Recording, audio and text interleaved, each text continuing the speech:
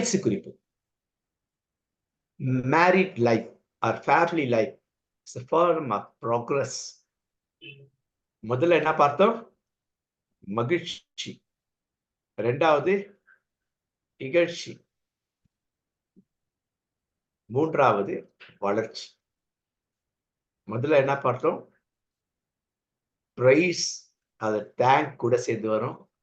இரண்டாவது B, pain. மூன்றாவது B, progress, வளர்ச்சி. இந்த இந்த இகழ்ச்சிக்கு மத்தியில வளர்ந்து வரும். ஒரு செடி வளரணும்னாக்கா அது சாதாரண காரியம் கிடையாது. விதைத்த உடனே அது வளருதுன்னு நினைக்கணும். யாராவது பாட்டனி படிச்ச யாராவது தெரியும்.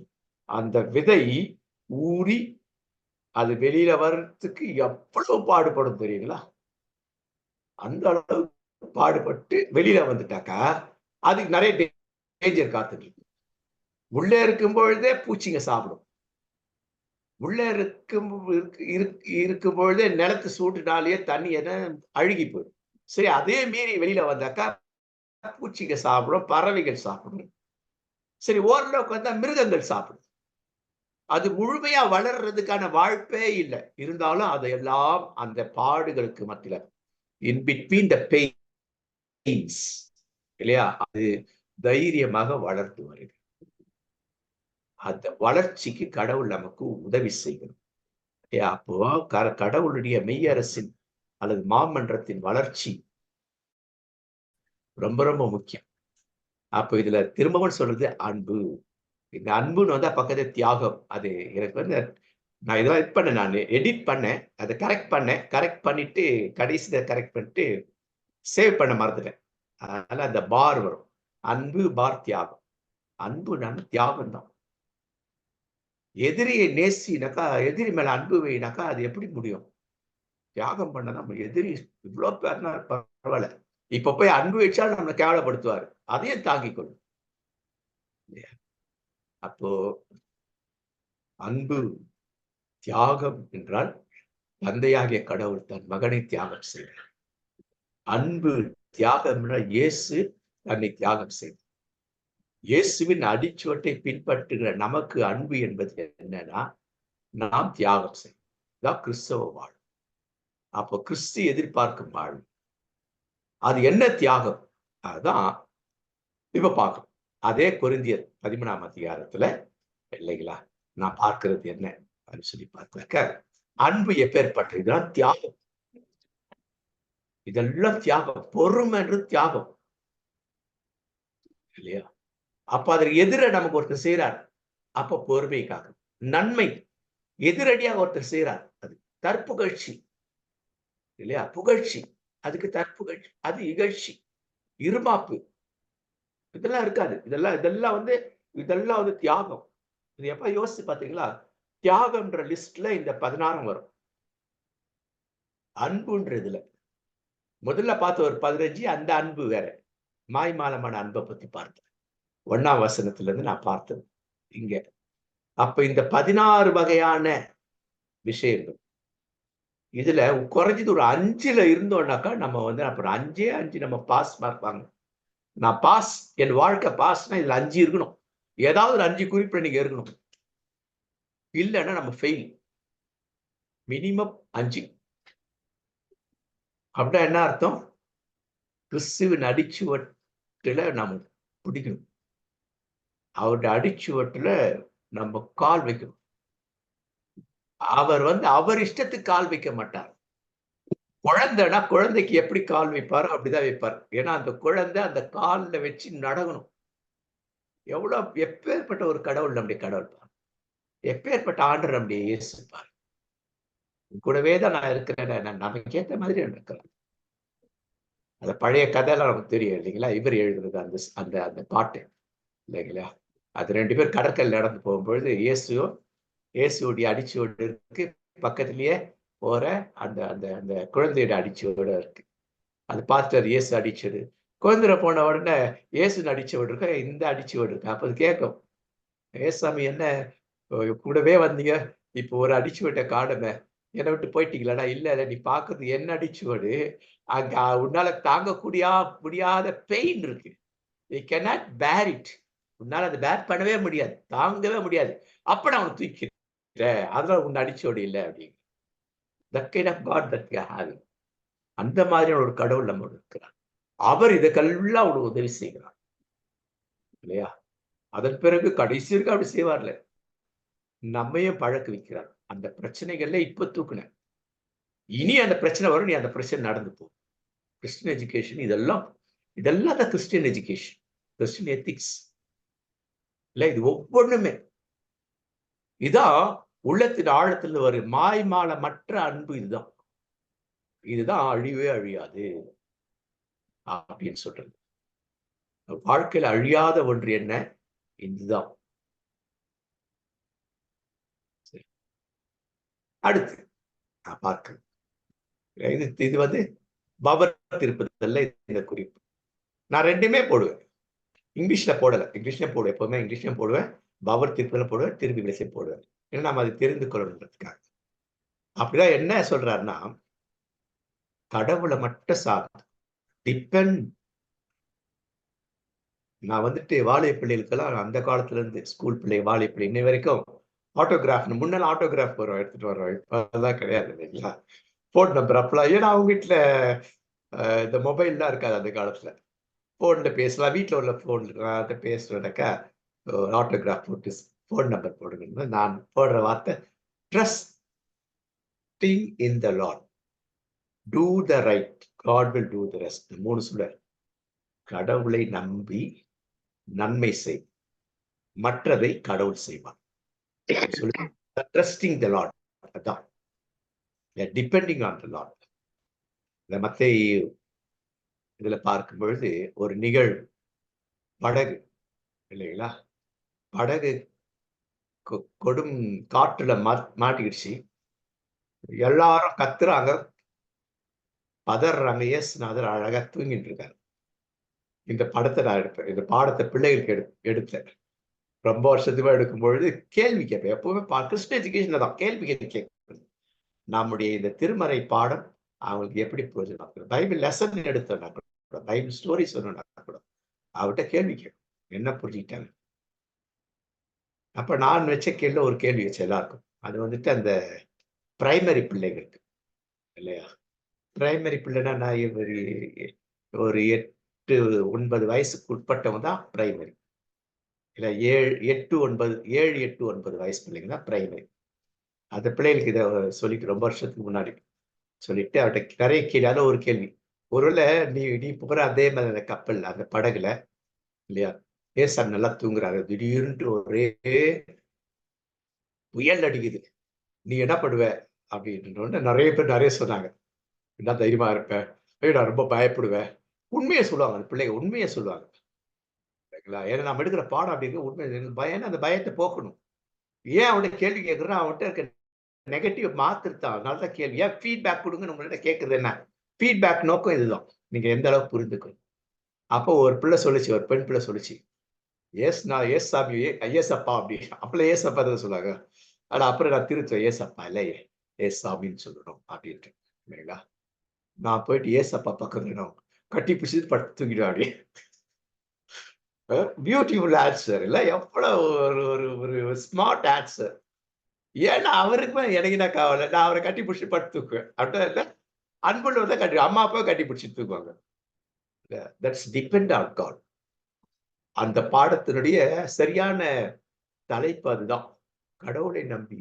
அப்ப என்ன நம்பு, நீ ஏன் என்ன நம்பாம இருக்கிறன்ட்டு அவ்வளவு திட்டுறதை பத்தி மையமா பேசுவோம். அது மையம் தான். ஆனா ரொம்ப மையமானது என்ன? Depending on God. இயேசுவை இயேசுவினில் பற்றுறுதி வைத்தல், இயேசுவை நம்புதல், இயேசுவை சார்ந்திருத்தல், இது ரொம்ப முக்கியம். ஒரே ஒரு நிமிஷம், ஒரு நிமிஷம்.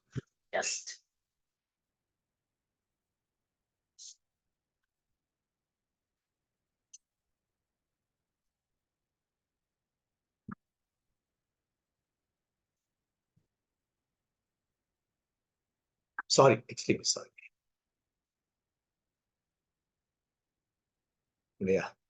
அப்போ பவுல் அடிகளார் இதை குறித்து தொடர்ந்து சொல்லும்போது என்ன சொல்ற, இதே அதிகாரத்துல 13 சொல்றாங்கனாக்கா இல்லையா, கடவுளை நம்ம ஏன் சார்ந்து இருக்கணும்? நம்ம அறிவு குறைவான அறிவு, அரைகுறையானது. திருவி அழக நிறைய பேர் பைபிள்ல பண்ணிட்டு இப்படிதான் இப்படிதான் இப்படித்தான் வாக்குவாதம் பண்ணிட்டு இருப்பாங்க. வாக்குவாதம் பண்ணும்போது நிறைய பிழைகள் இருக்கும். பிழையானது பிடிச்சு வாக்குவாதம் பண்ணும். அப்ப என்ன அறிவு குறை, அறகுறையான அறிவு. அதே போல அரைகுறைவையாக இறை வாக்கு உரைக்கிறோம். இங்க இறை வாக்குறது 2 விஷயம் சொல்லுது. அதுக்குள்ள நான் போகல, நேரம் இல்லை. இறை வாக்குறது ஒண்ணு என்னன்னாக்கா, மற்றவர்களுக்கு கடவுளுடைய வார்த்தை சொல்லிக் கொடுக்கிறோம். நான் பெர்ஃபெக்ட்டா உங்களுக்கு சொல்லிக் கொடுக்கல. நல்லா ஞாபகம் வச்சுக்கோங்க. எனக்கு என்ன அளவுக்கு பைபிளை பொறுத்த வரைக்கும், கடவுளை பொறுத்த வரைக்கும் இல்லையா, 30% தான் தெரியும். ஆனா முழுமையா தெரியும். 30% ஃபெயில் மார்க் தான். நான் நீ பெரிய ஆளு எல்லாம் தெரியும் நான் நினைக்க கூடாது. எனக்கு தெரிஞ்சதை நான் அவனுக்கு சொல்லிக் கொடுக்குறேன். அப்படின்னா எனக்கு தெரிஞ்சு நான் அரைகுறை, முழுமையானவன் அல்ல நான். ஆனா அந்த அரைகுறையை ஒழுங்கா சொல்லிக் கொடுக்குறேன். எனக்கு தெரிஞ்ச அரைகுறையை ஒழுங்கா உண்மையா சரியா சொல்லிக் கொடுக்குறேன். அதான் அரைகுறையானது. அப்ப அவரை நம்பி இருக்கும்போது அரைகுறை எல்லாம் ஒழிஞ்சு போங்க. அதான் நம்புவதனால என்ன நடக்கும்?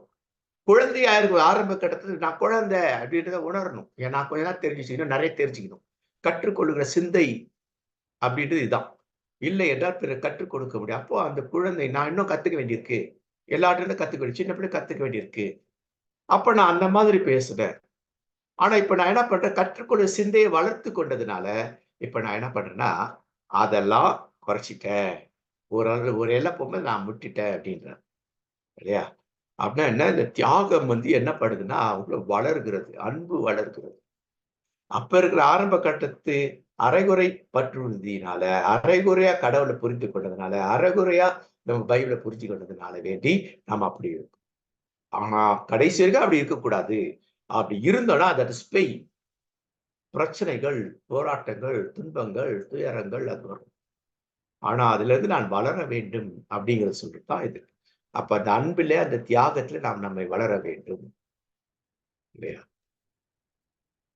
அப்போ இந்த ரியாலிட்டி அதை பத்தி பேசலாம். நான் முதல்ல பார்த்த பார்வை இப்ப பார்க்கிறேன். அப்படின்னா என்ன, நான் பார்க்கிற பார்வையில தெளிவு வளர்ந்து கொண்டே இருக்கணும். டிராவல் பண்ணணும். அது தெளிவு வளரணும், வளர்ச்சி இருக்கணும். ஒரு இடத்துல போய் ஸ்டாக்னண்டா இருக்கிறதுனால பிரச்சனை. இன்னைக்கு இறைப்பணியாளர் இருக்க பிரச்சனைகளே இதுதான். ஓரளவுக்கு வந்தவொடனே எனக்கு எல்லாம் தெரியும். எனக்கு ஆவியானவர் சொல்லி கொடுத்துருவாரு. அப்படி அப்படின்ற கண்டிப்பா ஆவியானவர் சொல்லி கொடுப்பார். சோம்பேறிக்கு சொல்லி கொடுக்க மாட்டார். நான் படிக்க மாட்டேன். என்னை விட மூத்தவர்கிட்ட போயிட்டு நான் ஆலோசனை கேட்க மாட்டேன். இல்லையா? அப்படிங்கிறது அது இல்ல. அது உடைந்து போன கண்ணாடி பல உருவங்களை கொடுக்கும். ஒரே கண்ணாடி ஒரு உருவம் கொடுக்கும். அதான் சொல்றது. தெளிவான உருவத்தை கொடுக்கும். உடைந்த கண்ணாடி விட்டனாக்கா முகப்பாக்கு கண்ணாடியை பத்தி சொல்றேன். இல்லையா? அரைகுறையா இருக்குதுல நான் முழுமையா இருக்கிறேன் அப்படின்றது சொல்றேன். இல்லையா? அப்ப இதுல எது சொல்றாருனாக்கா, இவ்வளோ 16 விஷயங்கள் சொல்லிட்டு வர்றாருல்ல. எதுல? இந்த இந்த இந்த இந்த இந்த இந்த நெகட்டிவ் பார்த்தோம் இல்லையா? இகழ்ச்சியில பார்த்தோம் இல்லைங்களா? 1ஆம் வசனத்துல பார்த்தோம்ல. இவ்வளோ இருக்கு. இதுல எது மையம் அப்படி சொல்லி பார்த்தா 3 தான் மையம். பற்றுறுதி மையம், என்னுடைய விசுவாச மையம், என்னுடைய எதிர்நோக்கு. நான் எதை நோக்கி பயணிக்கிறேன்? எதிர்நோக்கு இல்லையா? அடுத்தது அன்பு. இந்த 3 தான் மையம். இந்த 3ல அன்பு மட்டும்தான் தலை சிறந்தது. தியாகம் மட்டும்தான் தலை சிறந்தது. இந்த 3ம் நிலையா இருந்தாலும் 3 தான் நிலையா இருக்கணும். ஆனா தியாகம் மட்டுமே. அப்போ கிறிஸ்துவின் அன்பினால் கட்டப்பட்டவர்கள், பின்னி பிணைந்திருக்கிறவர்கள் அப்படின்ட்டு சொல்லுகின்றார். அப்ப அவர்கள் என்ன பண்ண, கிறிஸ்துவின் அன்பினால் பிணைக்கப்படுதல் 1. 2வது பி என்ன, கனம் செய்வதில் முந்திக் கொள்ளணும். நான் இருக்க சொன்னார் இல்லையா? கணவன் மனைவியை மனைவி கணவனை கணவன். முதல்ல அங்க ஆரம்பிக்கும். கணவன் மனைவி அது கடைசி வரை அப்படியே தொடரும். தாத்தா பாட்டில அந்த கனம் பண்றது இருக்கும், அம்மா அப்பாட்ட இருக்கும், பேர பிள்ளைகள்ட்ட இருக்கும், கொள்ளு பேர பேத்திக்கிட்ட வரும். அப்போ இதுதான் கிறிஸ்தவ சாட்சி பகரும் குடும்பம். அப்போ அது முதல்ல கணவன் மனைவி, திருமணமான கணவன் மனைவியை தான் ஃபர்ஸ்ட் அவங்களதான் பிடிக்கணும். அவங்க மேரேஜ்ல இந்த மேரேஜ் கவுன்சிலிங் திருமணமானவருக்கு தனியா உட்கார வச்சு இந்த மாதிரி அவருக்கு சொல்லிக் கொடுக்கணும். திருமணத்துக்கு முன்னாடி சொல்லிக் கொடுக்கணும். திருமணத்துக்கு ஃபாலோ பண்றாங்கன்னு சொல்லிக் கொடுக்கணும். திருமணத்துல இந்த மாதிரி சிம்பிளா சொல்லு. இது இவ்வளவு பெருசு சுருக்கணும். நான் 12 நிமிஷத்துல சொன்னேன். இந்த 3 இல்லையா? 3 P சொன்னேன். நீங்க திருமணமானவங்களா போய் கேட்டு பாருங்க. உங்க கல்யாணத்துல வந்து உங்களுக்கு என்ன செய்தி கொடுத்தாரு கேட்டு பாருங்க. நிறைய பேர் சொல்ல முடியாது. இல்லைங்களா? ஆனா பெரும்பாலும் நான் என்னை போட்டு நிறைய பேர் அவங்க சொன்னது வந்து கரெக்டா சொல்லுவாங்க. நான் இந்த கல்யாணத்துல சொல்றேன். அதோட அவங்க ரிசப்ஷனுக்கு போயிருந்தேன். ரிசப்ஷன் ஊர்ல இருந்துச்சு. அப்ப 3 P என்னன்னு பொண்ணு மாப்பிள்ளை 2 பேரும் கரெக்டா சொல்றாங்க. இல்லையா? பிரைஸ், பெய், ப்ராக்ரஸ். புகழ்ச்சி, இகழ்ச்சி, வளர்ச்சி. பெண் வந்துட்டு தமிழ்ல சொல்லுது, ஆண் வந்து இங்கிலீஷ்ல சொல்றாங்க. இதுதான் நம்ம சொல்லி அதை பார்த்து எப்ப பார்த்தாலும் காடா ஒரு கல்யாணம் இல்லையா? ஆதாம் ஏவாளு இதுகளை சொல்லி சொல்லியே அவங்க எப்படா முடிப்பாரு. சுருக்கமா 10 நிமிஷத்துல இதை கொண்டு போயிடும். உங்க செய்தி அந்த திருமண செய்தியை மட்டும் 12 அதிகபட்சம் 15 நிமிஷத்துல திருமண செய்தி சொல்லி கொடுத்தாங்க. அப்ப 1 மணி நேரம் செய்தி சொல்லிட்டு இருக்கிறார். அது கல்யாணம் ஆற ஆண் பிள்ளைகளுக்கு மையம். அங்க இருக்கிறவங்களுக்கு அல்ல. இருக்கிறவங்களும் யோசிக்கிட்டோம். நான் அவங்களுக்கா சொல்றேன் பேர் வழின்னு சொல்லிட்டு இவங்களுக்கான செய்தி அது. வாழ்நாள்ல மிக முக்கியமான செய்தி மணமகன் மணமகளுக்குரியது. அப்ப அவங்க கனம் பண்ணுவது முந்திக் கொள்ளுங்கள். என்ன கனம் பண்றது?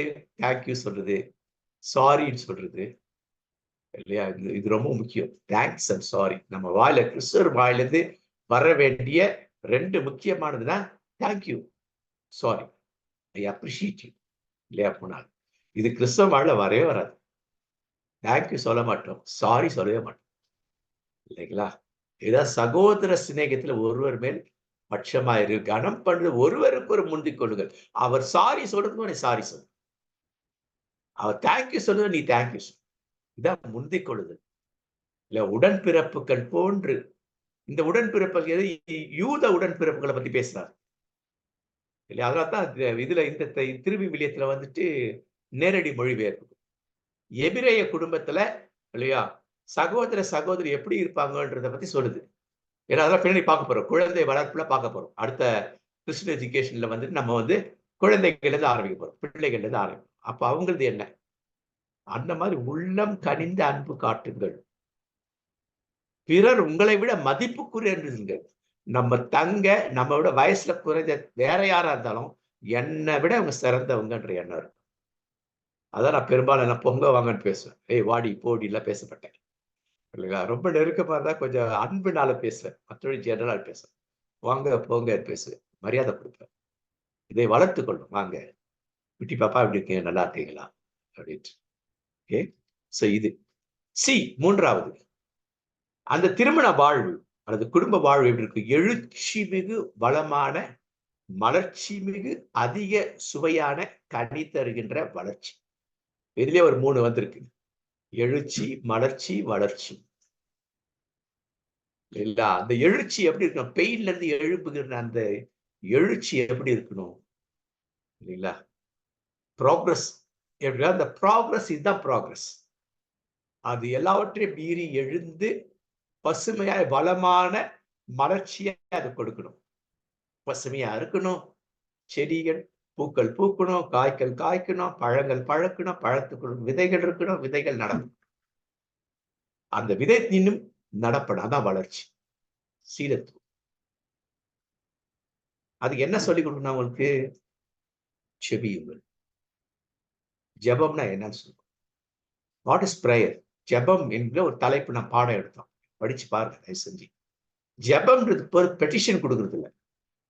நான் மட்டும் சொல்றேன். மளிகை கடை பெட்டிஷன் மாதிரி கொடுக்கறது ஜெபமே கிடையாது. ஜெபம்ன்றது getting into his compound. அவருடைய எல்லைக்குள் வந்தது. எகிரி குதிச்சிடுறது. அவருடைய காம்பவுண்ட், கடவுளுடைய காம்பவுண்ட்ல எகிரி குதிச்சிடுறது இல்லையா? அதுதான் பிரேயர். அங்க போயிட்டோம்னாக்கா அவர் தான் நிறைய பேசுவார். நம்ம குறைவா பேசுவோம். நம்ம வள வள வளன்னு பேசவே மாட்டோம். எது நியாயமோ அதை பேசுவோம் இல்லையா? கடவுளுக்கு தெரியும் அவர் பார்த்துக்குவார் அப்படின்ற தைரியத்தில் கூட அவரோட கூட உறவாடுவது. பெட்டிஷன் கொடுக்கறது இல்ல ஜெபம். அவரோட உறவாடுவது இல்லையா? அந்த உறவாடுதல் நல்லது. பிசாசோடு உறவாடி கொண்டு கெட்டு கீழ்ச்செட்டு போகும்பொழுது ஓடி போய் எகிரி அந்த காம்பவுண்டுக்கு குதிச்சிடும். கடவுளுடைய காம்பவுண்ட்ல குதிச்சிடுறது தான் prayer. Getting into his compound, அவருடைய காம்பவுண்ட்குள்ள போய் இல்லையா? அதான் ஜெபம். அதை சொல்லி கொடுக்கணும். What is prayer? ஜெபம்னா என்ன? அந்த பாடத்தை படிக்கணும். நீங்க எல்லாம் திரும்ப ஒரு தடவை படிக்கலாம். பேசுங்கள், பகிருங்கள், பேசுங்க. நல்லது கெட்டதெல்லாம் பேசுங்க. நீ பேசுறது என் மனசை ரொம்ப உடைச்சுது, அதுக்காக நான் ரொம்ப வருத்தப்படுறேன் இல்லையா? அப்படி பேசணும். அன்பா பேசணும், தாழ்மையா பேசணும், மனம் வந்து பேசணும் இல்லையா? பகிருங்கள். இது என்ன வந்து எவ்வளவு பாதிச்சது, இப்படிலாம் பாதிச்சது. எப்படி பாதிச்சது உங்களுக்கு தெரியுமான்னு சொல்லக்கூடாது. இது என்ன இப்படி எல்லாம் பாதிச்சதுன்னு நம்ம தான் காட்டணுமே தவிர, உன்னால நான் பாதிக்கப்பட்டேன்னு சொல்லக்கூடாது. அப்ப அவர்களும் உணர்வார்கள், நான் எப்படி பாதிக்கப்பட்டிருக்கிறேன் அப்படின்னு. இதான் பேசுங்கள், பகிருங்கள், ஷேரிங். சண்டை போடுங்க, கண்டிப்பா சண்டை போடணும். எப்படி சண்டை போடணும்னாக்கா, கையை பிடிச்சி சண்டை போடுங்க. நான் சொல்லுவேன், கையை பிடிச்சி ப்ரே பண்ணுங்க, கையை பிடிச்சி பேசுங்க. சண்டை வந்தாலும் 2 பேரும் கையை பிடிச்சி சண்டை போடுங்க. நான் அதை சொல்லி கொடுத்தேன் இல்லைங்களா? என்னுடைய அனுபவத்தை சொல்ல, ஒரு முறை ஒரு ஒரு வாலிப அந்த அந்த அந்த பெண்ணுக்கு வந்து நான் தான் பேப்டிசம் கொடுத்தேன் இல்லைங்களா? அந்த பெண்ணுக்கு கல்யாணம் ரொம்ப வருஷத்துக்கு முன்னாடி நடந்தது. அப்போ நான் அவனுக்கு ஆலோசனை சண்டை போடும்பொழுது கூட ஜெபம் பண்ணுங்க, கையை பிடிச்சி ஜெபம் பண்ணுங்க, கையை பிடிச்சிட்டே பேசுங்க, தொடுங்க. தொடுதல் முக்கியம் இல்லை. டச், டி வரும், டி டச். தொடுங்க, தொட்டு பேசுங்க. உங்க மனைவி தானே, உங்க கணவர் தானே, உங்க அப்பா தானே, உங்க அம்மா தானே, உங்க அண்ணன் தானே, உங்க தங்கச்சி தானே, தம்பி தானே, தொட்டு பேசுங்க. அன்பு இயேசுவின் தொடுதல் இருக்கணும். இயேசு கிறிஸ்து தொடுதலை உணரணும். அந்த தொடுதல் அன்பின் தொடுதல் இருக்கணும், கரிசனையின் தொடுதல் இருக்கும். தொட்டு நம்ம என்ன பண்ணோம், பேசணும்.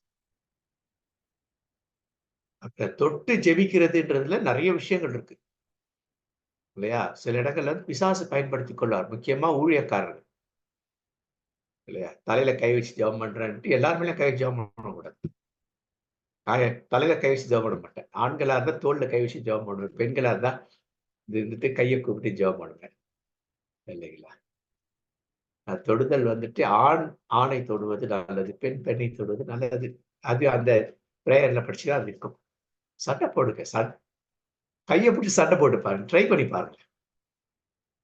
நான் இது ஒரு இதுல சொன்னப்போ இல்லையா, அந்த அந்த வேற ஒரு கல்யாணத்துல அங்க வந்து அந்த மாப்பிள்ளையோட உறவினர் சொன்னாங்க, ரொம்ப வருஷத்துக்கு பிறகு நான் சண்டை போடுறது, கையை பிடிச்சிட்டு சண்டை போடும்போது எனக்கு சண்டை போடுற வார்த்தையே வரல, குறைஞ்சிருச்சு அப்படின்னாங்க.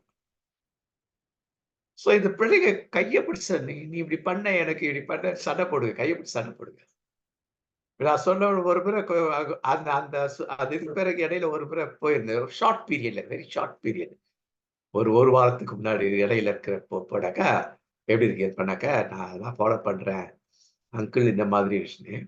அதுக்கு அந்த பையன் சொல்றான், அங்கிள் சண்டை போடும்போது சாரி அந்த பெண்ணு சொல்லுது, அங்கிள் கையை பிடி சண்டை போடுறேன்னு சொல்லிட்டு என் கையை பிடிக்கும், என் கையை சும்மா முறுக்குற மாதிரி நசுக்கிற மாதிரி டைட்டா பிடிச்சின்னு சண்டை போடுறாரு. ஆனா அன்பாதான் சண்டை போடுறாரு அப்படின்னு தான் கேட்டேன். என்னப்பா கை நசுக்கிற அளவுக்கு ஏப்பா நீங்க பிடிச்சிட்டு இருக்கடா? அவன் இல்ல அங்கிள், கையை கொஞ்சம் லூசா விட்டு பலான்னு அரைஞ்சிடுவான்னு பயத்துல தான் கையை பிடிச்சிட்டு. அது ஒரு காமெடி பண்றாங்க இல்லைங்களா? அவங்க மாமனார் அவங்க மாமியார் சொல்றாங்க, மாஸ்டர் என் மருமக நல்ல மருமக மாஸ்டர் இல்லையா, சண்டை போடுவோம் என் மகளுடைய கையை பிடிச்சிட்டு தான் சண்டை இல்லைங்களா? இந்த உறவு பலப்படும் இல்லையா? பிசிக்கலி இல்லையா? கரங்களை பிடித்துக் கொண்டு செவியுங்கள். டைம் ஆயிடுச்சு. நான் ஏற்கனவே மணவன், மனைவி, கணவன் வாயில அடிக்கடி வர வேண்டிய வார்த்தைகள், ஐ லவ் யூ, அவனை நேசிக்கிறேன். படுக்கிறதுக்கு முன்னாடி, தூங்குறதுக்கு முன்னாடி, காலைல எழுத்தோட ஐ லவ் யூ சொல்லி பாருங்க. வயசான கூட சொல்லி பாருங்க. மேலை நாடுகள் அதை செய்யறாங்க. ஆனா அங்க உறவுகள் வெடிச்சிடுதாங்க. நல்ல முறை இருக்கு, ஆனா அது சரியா வரல. நமக்கு சரியா வரலன்னா நல்ல முறைகளை பின்பற்றுங்க. நான் உன்னை நேசிக்கிறேன், ஐ லவ் யூ. ஈசாக்கு அப்படித்தான், கல்யாணம் பண்ணதுக்கு லவ் பண்ணாரு. அப்படிதான் போட்டிருக்கு பைபிள், தமிழ் பைபிள். அது திரும்பி இதுல பவர்ல ரொம்ப அழகா இருக்கும். அவளை மணந்து கொண்டு அவளை நேசித்தான். ரொம்ப நல்லா இருக்கும், அப்படிதான் இருக்கும்னு நினைக்கிறேன். நன்றி சொல்லுங்க, தேங்க் பண்ணுங்க. சாரி சொல். இந்த 3 அடிக்கடி வரணும். புதிய கணவன் மனைவி மத்தியில அல்லது குடும்ப வாழ்வுல கணவன் மனைவி கிட்ட என்ன இருக்குன்னா, I love you, thank you, sorry. இது ரொம்ப இதுதான் பிலிப்பியர்ல பவுல் அவரவர் தனக்கானதை இல்ல பிறருக்கானதை. ஆனா அவங்க மேல அன்பு காட்டினேன், அன்பு சொன்னேன், லவ்னு சொன்னான், சாரி சொன்னேன், தேங்க்ஸ் சொன்னேன்னா அது எனக்கு 2 மடங்கு பாசிட்டிவா ரிஃப்ளெக்ட் ஆகிறதுக்கு நிறைய பாசிபிலிட்டிஸ் இருக்கு. கிறிஸ்தியேசுவின் சிந்தை அதுதான். அன்பு என்ற தியாகம் அதுதான் கிறிஸ்தியேசு. பிறருக்காக செய்யறதுதான் தியாகம், அதான் அன்பு. திருவிழும் அழகா இருக்கு. நீங்கள் யாவரும் உங்களை சார்ந்தவற்றில் அல்ல. எனக்கு அவர் நன்றி சொல்லலையே அப்படின்ட்டு இல்ல, சொல்ல நீங்க சொல்லுங்க. பிறரை சார்ந்தவற்றில் அக்கறை கொள்ள வேண்டும். கிறிஸ்துவனுடைய மனநிலை இதான், கிறிஸ்து கொண்ட மனநிலை இதுதான் என்று சொல்லுது. அப்போ இதான் ஏக சிந்தை, ஏக அன்பு. இவைகளே சிந்தித்து மன மகிழ்ச்சி. கணவன் மனைவிக்குள்ள அது ஏக சிந்தை, ஏக மகிழ்ச்சி இருக்கு. ஆனா என்ன இருக்கு, ஏக இகழ்ச்சி தான் இருக்குது, ஏக சண்டை இருக்கு, ஏக நெகட்டிவ்ஸ் நிறைய இருக்கு, ஏக கசப்புகள் நிறைய இருக்கு. இனிமை மையம் ஜி கடைசி குறிப்பு இதுதான். கடவுள் விரும்பும் நற்கிரியைகளை செய்ய தியாகம் செய்துதான் நாங்க வேண்டும். கடவுள் நற்கிரியை செய்த நாம் படைத்தார், துர்க்கிரியைகளுக்கு அல்ல, நற்கிரியைகளுக்கு. பவுல் அடிகளா சொல்லுவார், எங்க சொல்ற ஞாபகம் எனக்கு இல்லையா? நாம் துர்க்கிரியைகளை செய்வது நற்கிரியைகளை செய்வதற்கு தான். கிறிஸ்து இயேசுவுக்குள் சிருஷ்டிப்பு அப்படின்னா என்ன? நம்முடைய மீட்பு கிறிஸ்துவுக்குள் பிறந்திருக்கிறேன் என்பது. சிருஷ்டிப்புல கிறிஸ்துவுக்குள் பிறந்திருக்கிறேன். பிசாசுக்குள் பிறந்து வாழ்ந்த நான் கிறிஸ்துவுக்குள் பிறந்து வளர்ந்து வாழ வேண்டும். இதுதான் நற்செயல் புரிவதற்கே கிறிஸ்து இயேசு வழியாக படைக்கப்பட்டிருக்கிறோம். இதுதான் இயேசு கடவுள் முன்னாடியே ஏற்பாடு செய்திருக்கிறார், திருமணம் என்கின்ற ஒரு. அதை அவர் அப்ப பிசாசின் பெயர் புகழ்வதற்கல்ல, நம்முடைய கடவுளின் பெயர் புகழப்படும். அதான் சொல்றாரு, நீ புசித்தாலும் குடித்தாலும் எதை செய்தாலும் அதுல கடவுளுடைய நாமம் மகிமைப்படுதான்னு பார்த்து செய். கடவுள் நாமப்படுத்தாக்கா இது வேண்டாம், இது வேண்டாம் அப்படின்னு நம்ம சொல்லுவோம். நீங்கள் உண்டாலும் குடித்தாலும் எதை செய்தாலும், அந்த எதை செய்தாலும் தான் அண்டர்லைன் பண்ண. எது செஞ்சாலும் what ever you can to, எதை செஞ்சாலும்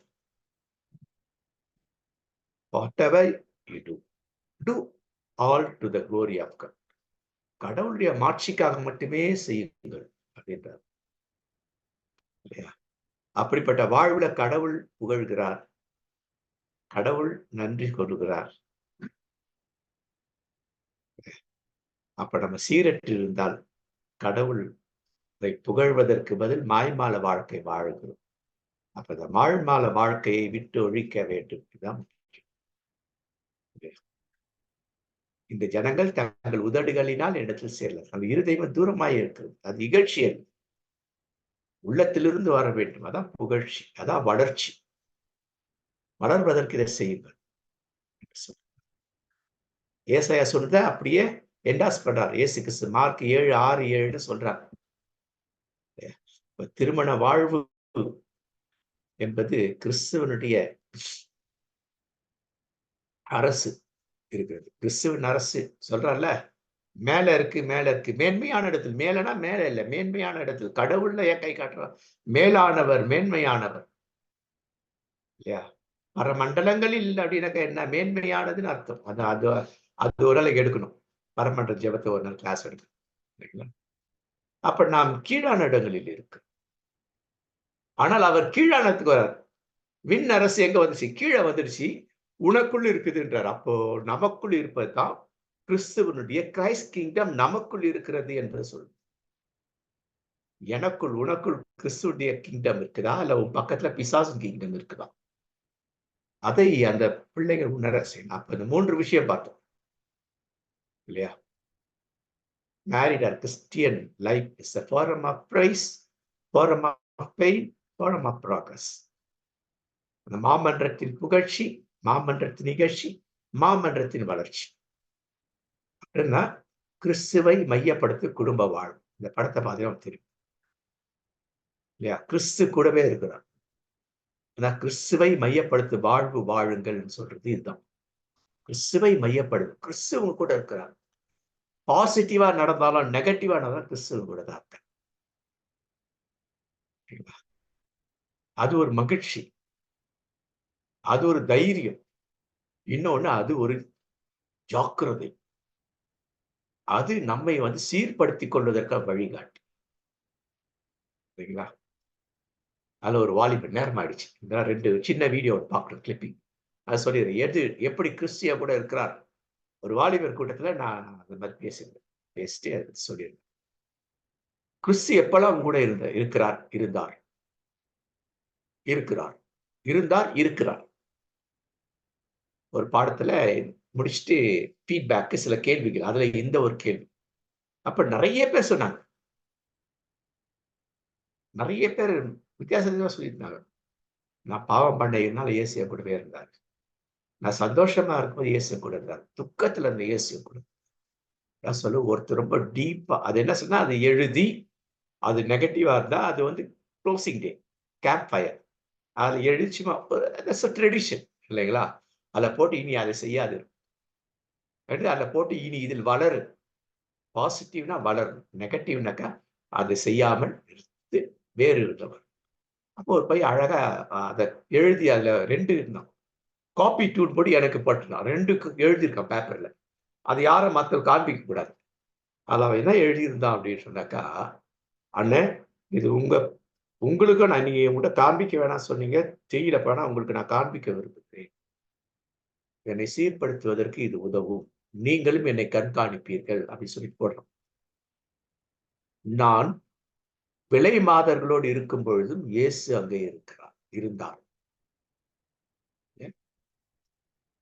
நான் விலை மாதர்களோடு இருக்கும்போது இயேசு அங்கே 2வது போட்டிருக்கு. Very very important. அப்படி இருக்கும் பொழுது கண்டிப்பாக அவர் அழுது, புலம்பி, புரண்டு இருப்பார். இல்லையா? இப்ப நான் அத உணர்றேன். இனி நான் அப்படி இருக்க மாட்டேன். இல்லைங்களா? புரியுதா? ஃபீட்பேக் இதுதான் ஃபீட்பேக். அப்ப இயேசு எல்லா இடத்துலயும் இருக்கிறார். இயேசு விட்டுட்டு பிரிகிறவரே கிடையாது. உலகத்தின் முடிவு வரை உங்க கூட இருக்கேன்னு சொல்லி வாக்கு கொடுத்தா பொய் சொல்ல மாட்டார். அப்போ குடும்ப வாழ்வுல சிறந்த துணை என்பது அவரோட கூட இருக்கிறதோ, அவங்களுக்கு தேவையானதெல்லாம் உணவு, உடை, இருப்பிடம்லாம் கொடுக்கிறதோ, அது முக்கியம் அல்ல. அது முக்கியம் தான். எது முக்கியம்னா, அவருடைய எண்ணங்களுக்கு, அவருடைய உணர்வுகளுக்கு மதிப்பு. கணவனுடைய உணர்வுக்கு மனைவி, மனைவியுடைய உணர்வுக்கு மாமனார், மாமியாருடைய உணர்வுக்கு மருமகள், பெற்றோர் உணர்வுகளுக்கு பிள்ளைகள், வயோதிப பெற்றோருடைய உணர்வுகளுக்கு பிள்ளைகள். வயோதிபர்கள் தங்கள் பிள்ளைகளுடைய உணர்வுக்கு மதிப்பு குடும்ப வாழ்வு இல்லையா? வளரும் வாழ்வு. 2 கிளிப்பிங் கொஞ்சம் பாருங்க. இல்லையா? இந்த கிளிப்பிங் ஒர்க் ஆகும்னு நம்புகிறேன்.